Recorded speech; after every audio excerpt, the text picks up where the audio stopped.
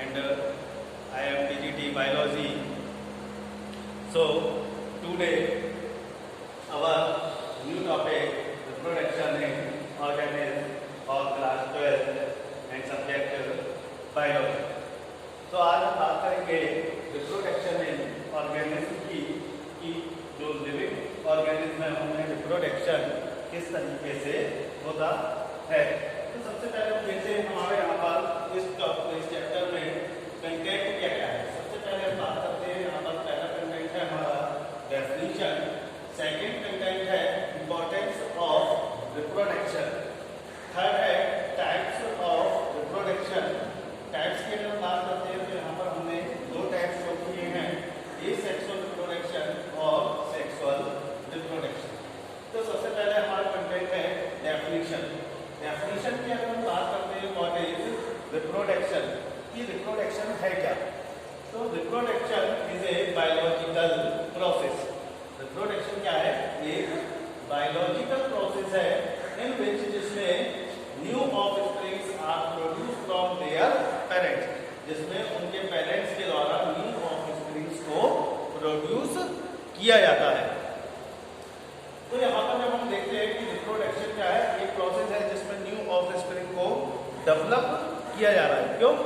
क्योंकि जितने भी लिविंग ऑर्गेनिज्म हैं, भाई पृथ्वी पे हमारे अर्थ पर जितने भी लिविंग ऑर्गेनिज्म हैं उन सभी में ये कैपेबिलिटी पाई जाती है कि वो अपने ही जैसे दूसरे लिविंग ऑर्गेनिज्म को डेवलप कर सकते हैं। तो ये जो क्षमता पाई जाती है, इस क्षमता को या इस कैरेक्टर्स को हम क्या नाम देते हैं, रिप्रोडक्शन। तो reproduction is the main characteristics of the living organism, यानी कि रिप्रोडक्शन की क्षमता सिर्फ और सिर्फ लिविंग ऑर्गेनिज्म में होती है, नॉन लिविंग ऑर्गेनिज्म में रिप्रोडक्शन की क्षमता नहीं पाई जाती, वो इस योग्य नहीं होते, they are not able for the reproduction या not able for the develop new offspring. उनमें ये क्षमता नहीं होती कि वो किसी भी न्यू ऑफस्प्रिंग को या अपने जैसी जो न्यू ऑर्गेनिज्म है उसे डेवलप कर सके। ये क्षमता सिर्फ और सिर्फ लिविंग ऑर्गेनिज्म में ही देखने को मिलती है। एग्जाम्पल की अगर हम बात करते हैं तो बोथ प्लांट्स एंड एनिमल्स, चाहे एनिमल्स हो व्हाटएवर या फिर प्लांट्स हो, दोनों ही इस योग्य होते हैं कि अपने जैसे प्लांट्स और अपने जैसे एनिमल्स को वो वहाँ पर प्रोड्यूस कर सके। तो जब ये तो हो गई हमारी डेफिनेशन कि reproduction is a biological process in which new offspring are produced from their parents. After that next is what is importance of reproduction. तो हम बात करते हैं कि आखिर इसकी इंपॉर्टेंस क्या है। तो इंपॉर्टेंस की बात करने से पहले हम ये जानेंगे कि रिप्रोडक्शन जो प्रोसेस है इसकी हमें आवश्यकता ही क्या है, भाई what's the need of the reproduction. तो रिप्रोडक्शन की सबसे पहली चीज क्या है कि पृथ्वी पर अर्थ पर जितनी भी स्पेसीज हैं उन सभी का जो एग्जिस्टेंस है यानी कि जो उनका अस्तित्व है वो बने रहना बहुत आवश्यक है। क्यों? अगर उनमें रिप्रोडक्शन नहीं होगा तो क्या होगा, कुछ समय के पश्चात वो स्पेसीज पृथ्वी पे से क्या हो जाएगी, डिलीट हो जाएगी, विलुप्त हो जाएगी, है ना।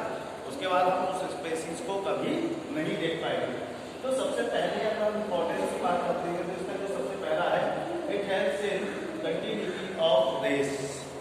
जो स्पेसीज या रेसेस हैं उनकी कंटिन्यूटी को बनाए रखने में सबसे ज्यादा सहायता करती है क्या, रिप्रोडक्शन। रिप्रोडक्शन की वजह से उनका जो अस्तित्व है वो पृथ्वी पर बना रहता है। उसके बाद चलो अस्तित्व उनका बना रहा, लेकिन क्या है, आपने देखा होगा कि कुछ एनिमल स्पेसीज जो है बहुत ज़्यादा एबिडेंट होती हैं, मतलब हर जगह देखने को मिलती हैं। कुछ स्पेसीज ऐसी होती हैं जो केवल गिने चुने एरियाज में पाई जाती हैं या उनकी जो पॉपुलेशन है वो बहुत ज़्यादा कम होती है। तो जिसकी पॉपुलेशन जितनी कम होगी उसकी एग्जिस्टेंस उतनी ही ज़्यादा खतरे में आ जाएगी। क्यों? क्योंकि जैसे जैसे पॉपुलेशन कम होती जाएगी आने वाले समय में ये हो सकता है, ये पॉसिबिलिटीज हो सकती हैं कि वो स्पेसीज हम आने वाले समय में ना देख पाए। लेकिन उस स्पेसीज के एग्जिस्टेंस को बनाए रखने के लिए क्या होता है कि जो स्पेसीज की पॉपुलेशन है वो ज़्यादा होनी चाहिए।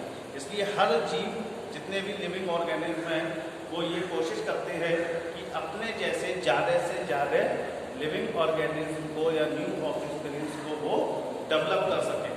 कुछ स्पेसीज ऐसी होती हैं जिनमें ये क्षमता इतनी ज़्यादा होती है जो लाखों तक, मिलियंस तक एग्स देती हैं, है ना। कुछ ऐसे होते हैं जिनमें सिर्फ 2 या 4 न्यू ऑफस्प्रिंग ही डेवलप करने की क्षमता होती है। तो अगर इस हिसाब से हम देखें तो क्या होगा, स्पेसीज का जो एग्जिस्टेंस है पृथ्वी पे वो डिसबैलेंस हो जाएगा। भाई कोई तो इतनी ज़्यादा हो जाएगी, मतलब अगर हम एक ही स्पेसीज की कंटिन्यूटी की बात करें तो जो मिलियंस एग्स दे रही हैं, कुछ ही समय में वो क्या करेंगी, पूरी अर्थ को कवर कर लेंगी। लेकिन वास्तव में ऐसा हो नहीं पाता। क्यों? क्योंकि वहाँ पर क्या होगा, कंपटीशंस क्रिएट होती है ना। भाई मिलियंस एग तो आपने दे दिए, लेकिन मिलियंस एग्स में से कितने एग सरवाइव कर पाए और उनसे कितनी न्यू ऑफस्प्रिंग डेवलप हुई। नेचर की एक खासियत होती है, नेचर क्या करती है कि वो एक बैलेंस बनाकर चलती है हर चीज़ का। तो वो क्या करती है, उन एग्स को सरवाइव नहीं होने देती। भाई बहुत से जो है वो फिजिकल फैक्टर्स या जो भी बायोलॉजिकल फैक्टर्स होते हैं उनकी वजह से डैमेज हो जाते हैं। कुछ को न्यू दूसरे जो लिविंग ऑर्गेनिज्म होते हैं उन एग्स को खा जाते हैं, तो कई सारे एग्स क्या होते हैं, नष्ट हो जाते हैं। तो इस तरीके से नेचर में जो है पॉपुलेशन का एक बैलेंस बना रहता है, यानी कि सबको रहने के लिए और जीने के लिए लगभग स्पेस अवेलेबल हो जाता है। अगर ऐसा नहीं होगा तो क्या होगा, एक ही स्पेसीज की पॉपुलेशन पृथ्वी पर अपना अधिकार कर लेगी, लेकिन वो चीज़ नहीं हो पाती है। लेकिन हम बात कर रहे हैं इम्पोर्टेंस की, तो जब हम बात करते हैं इम्पोर्टेंस की तो it helps in increasing the population of species. ये पॉपुलेशन की उनको इंक्रीज यानी जो स्पेसीज की पॉपुलेशन है उसे बढ़ाने में भी सहायता करती है। जो जब प्रोडक्शन होगा तो उसकी पॉपुलेशन भी इंक्रीज होगी। इसीलिए जो रिप्रोडक्शन की प्रोसेस है वो एक लंबे समय तक चलती है। ये नहीं है कि 1 साल 2 साल किसी भी लिविंग ऑर्गेनिज्म में हुई उसके बाद वो क्षमता समाप्त हो गई। ज़्यादातर ये पीरियड जो है, अगर हम ह्यूमन्स की बात करते हैं तो ह्यूमन्स में भी ये पीरियड लगभग 30 ईयर्स तक तो रहता ही रहता है। यानी कि 30 ईयर्स में आप अगर एवरेज लगाएंगे तो इतनी सारी जो न्यू ऑफस्प्रिंग्स हैं वो डेवलप हो सकते हैं। तीसरे अगर हम इम्पोर्टेंस की बात करते हैं, it acts as a vehicle of organic evolution. Organic evolution के व्हीकल के रूप में ये वर्क करता है। रिप्रोडक्शन क्या है, एक व्हीकल का काम करता है काय के लिए, ऑर्गेनिक इवोल्यूशन के। तो जब बात आती है ऑर्गेनिक इवोल्यूशन के व्हीकल की, तो इसमें सबसे मेन चीज़ क्या है, जो न्यू ऑफस्प्रिंग यहाँ पर डेवलप हो रही है ना, उनमें क्या होता है, जनरेशन टू जनरेशन चेंजेस आते हैं, उनमें कई सारे वेरिएशंस क्रिएट होने लगते हैं। वो वेरिएशन क्या होगा, एक जनरेशन से दूसरी जनरेशन में ट्रांसफर होंगे। वो ट्रांसफर कब होंगे, जब उनमें रिप्रोडक्शन होगा। और इस तरीके से क्या होगा, धीरे धीरे एक आफ्टर मिलियंस ईयर्स है ना, के बाद क्या हो जाएगा कि वो स्पेसीज अपने एंसेस्टर से इतनी डिफरेंट हो जाएगी कि हमें उसे एक न्यू स्पेसीज में कन्वर्ट करना पड़ता है। तो इस तरीके से ये ऑर्गेनिक इवोल्यूशन के व्हीकल के रूप में भी वर्क करती है। उसके बाद हम बात करते हैं टाइप्स ऑफ द रिप्रोडक्शन की। तो जब हम बात करते हैं टाइप्स ऑफ द रिप्रोडक्शन की, when we talk about the types of the reproduction, तो generally we see only 2 types, asexual reproduction and sexual reproduction, both plants and animals। पौधों में भी और जंतुओं में भी क्या होता है, जनरली हमें 2 प्रकार का रिप्रोडक्शन देखने को मिलता है। लेकिन प्लांट्स में हमने देखा है कि कई बार वेजिटेटिव रिप्रोडक्शन देखने को मिलता है। तो कह सकते हैं वी कैन से कि in plants 3 type asexual reproduction, three types reproduction found। तो वेजिटेटिव, एसेक्सुअल एंड सेक्सुअल। लेकिन वेजिटेटिव क्या है, vegetative is the type of the asexual reproduction because both are similar. भाई वेजिटेटिव रिप्रोडक्शन और asexual reproduction both are similar, दोनों ही क्या है, समान है। और जब समान है तो हम देखते हैं इनमें समानता क्या क्या होती है। वेजिटेटिव रिप्रोडक्शन रिप्रोडक्शन में भी हमें सिर्फ और सिर्फ एक ही पेरेंट्स की आवश्यकता होती है न्यू ऑफस्प्रिंग डेवलप करने के लिए, और ये सेक्सुअल रिप्रोडक्शन में भी हमें सिर्फ और सिर्फ एक ही पेरेंट की आवश्यकता होती है, चाहे वो मेल हो या फीमेल हो। इन दोनों में से हम किसी भी एक पेरेंट के द्वारा न्यू ऑफस्प्रिंग को डेवलप कर सकते हैं। दूसरा जो मेन कैरेक्टरिस्टिक्स है वेजिटेटिव और एसेक्सुअल का, वो क्या है कि दोनों में ही बनने वाली न्यू ऑफस्प्रिंग क्या होती है, बिल्कुल कैरेक्टर्स में हर चीज में बिल्कुल अपने पेरेंट्स के समान होती है, या हम कहें कि एक तरीके से उनका क्लोन होती है। तो ये वेजिटेटिव और ये सेक्सुअल रिप्रोडक्शन में समानता होती है, इसीलिए वेजिटेटिव रिप्रोडक्शन जनरली खासकर में really is the type of the asexual reproduction. So two types of the reproduction found asexual and sexual reproduction. अब इसके बाद बात आती है, इसे स्टार्ट करने से पहले हम एसेक्सुअल और सेक्सुअल रिप्रोडक्शन को स्टार्ट करने से पहले हम एक हेडिंग आती है यहाँ पर लाइफ स्पैन, ये हेडिंग आती है लाइफ स्पैन। तो what is life span? Life span होता क्या है? तो the period from birth to the natural death of an organism represent its life span. Life span यानी कि उसका पूरा जीवन, जब से वो पैदा हुआ और जब तक उसकी मृत्यु हुई, from birth to the death. तो total this period is called life span. इस पूरे पीरियड को हम क्या कहते हैं? Life span. तो इसमें जो सबसे पहला आएगा वो आएगा जुवेनिलिटी, है ना। तो जुवेनिलिटी की अगर हम बात करते हैं तो ये कौन सी होती है? जब किसी भी ऑर्गेनिज्म के अंदर रिप्रोडक्शन की क्षमता होना स्टार्ट होती है, यानी कि वो धीरे धीरे उसके अंदर रिप्रोडक्शन की जो कैरेक्टर्स हैं, सेक्सुअल रिप्रोडक्टिव कैरेक्टर्स, वो उसके अंदर विकसित होना शुरू होते हैं, तो उसे हम कहते हैं जुवेनाइल, है ना। This is juvenile conditions. या उसके बाद नेक्स्ट आता है मैच्योरिटी। मैच्योरिटी में क्या होगा? In this stage reproduction start. उस कंडीशन में क्या होगा? इनके अंदर रिप्रोडक्शन होना शुरू हो जाएगा। उसके बाद आता है एजिंग एंड सेंसेंस। तो जैसे जैसे एज बढ़ती जाती है, जो भी लिविंग ऑर्गेनिज्म है ना, तो progressive deteriorates in body of an living beings is called aging. तो जैसे जैसे उनकी एज बढ़ती जा रही है, उनके अंदर धीरे धीरे जो कैरेक्टर्स हैं वो डाउन होने लगते हैं, तो उसे हम कह देते हैं इस प्रोसेस को, दिस इज एजिंग। और एक समय आता है क्या होगा? जब ये प्रोसेस जो है टर्मिनल यानी कि अपने शिखर पर जाने के बाद रिवर्स होती है। रिवर्स का मतलब irreversible age stages of ageing is known as senescence. उसके बाद नेक्स्ट आती है डेथ, और उसमें क्या होगा? लिविंग ऑर्गेनिज्म जो है वो डेथ हो जाएगी। तो इस तरीके से ये 4 स्टेजेस होती है जिनसे मिलकर ये पूरी लाइफ स्पैन यहाँ पर आपका बनती है। अब हम सबसे पहले बात करते हैं एसेक्सुअल रिप्रोडक्शन। तो एसेक्सुअल रिप्रोडक्शन है क्या? तो asexual reproduction is a process in which new organism formed from one parent, whatever male और फीमेल, वो चाहे मेल हो सकता है या फीमेल भी हो सकता है। जब किसी एक पेरेंट के द्वारा न्यू ऑफस्प्रिंग डेवलप होती है, तो इस प्रकार का रिप्रोडक्शन एसेक्सुअल रिप्रोडक्शन कहलाता है। दूसरी चीज, एसेक्सुअल रिप्रोडक्शन जो है ये कायम ऑर्गेनिक एवोल्यूशन में वर्क नहीं करता है। क्यों? क्योंकि ऑर्गेनिक एवोल्यूशंस के लिए क्या है?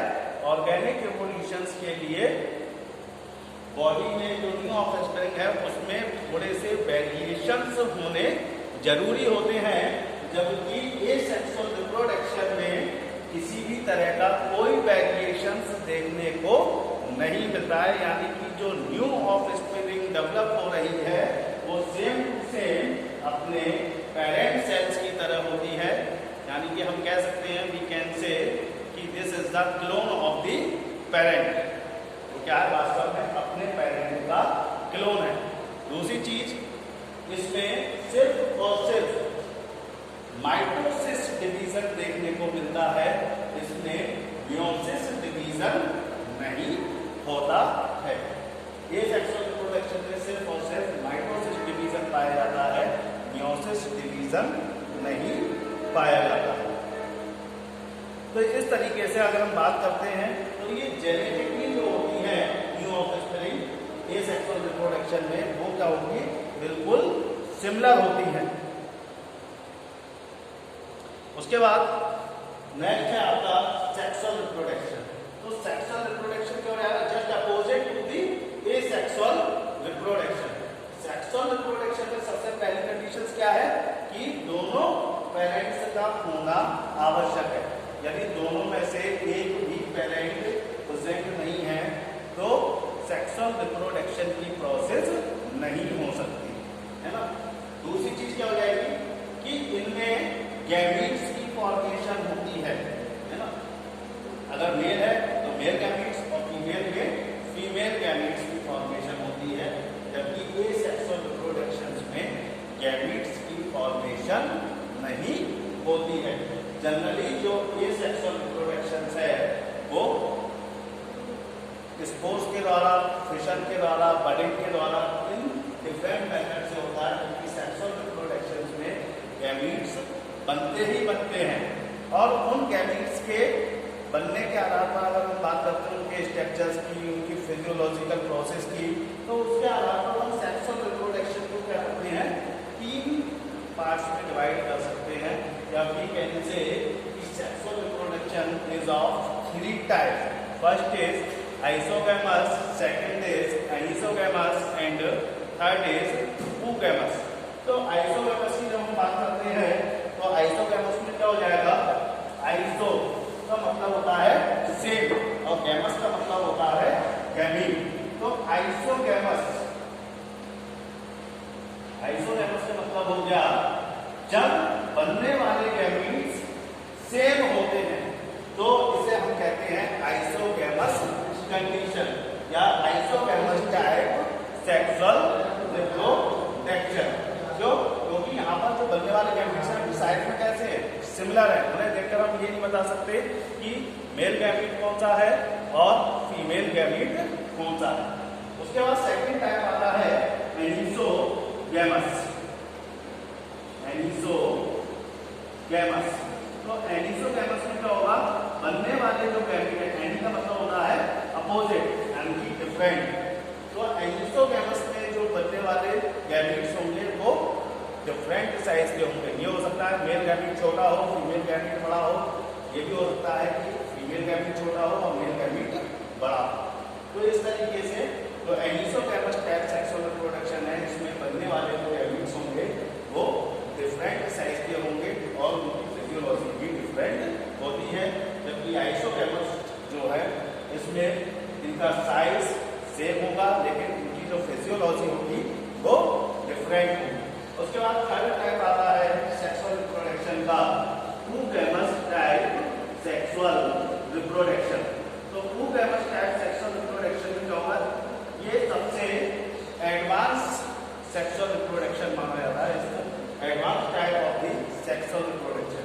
oogamous में क्या होगा, मेल गैमीट के अंदर यानी कि जो मेल गैमीट है उसमें तो फॉर्मेशन होगी, अगर प्लांट है तो एंथीरोजाइट्स और अगर ह्यूमंस हैं या एनिमल्स हैं तो उनमें स्पर्म्स की फॉर्मेशन होती है और फीमेल के अंदर एग की फॉर्मेशन होती है। तो ये था आपका सेक्सुअल रिप्रोडक्शन के टाइप। उसके बाद अभी हमारा ये सेक्सुअल रिप्रोडक्शन के टाइप्स रह गए, जैसे कि बडिंग है, फिशन है, रीजेनरेशन है, उसके अलावा बायोस्पोर्स है ना। तो इनके बारे में हम बात करेंगे है ना नेक्स्ट वीडियोस में। आज की इस वीडियोस में इतना ही। तो okay, thanks and have a nice day and I kindly request please subscribe my channel Krishna learning point. Okay, thanks.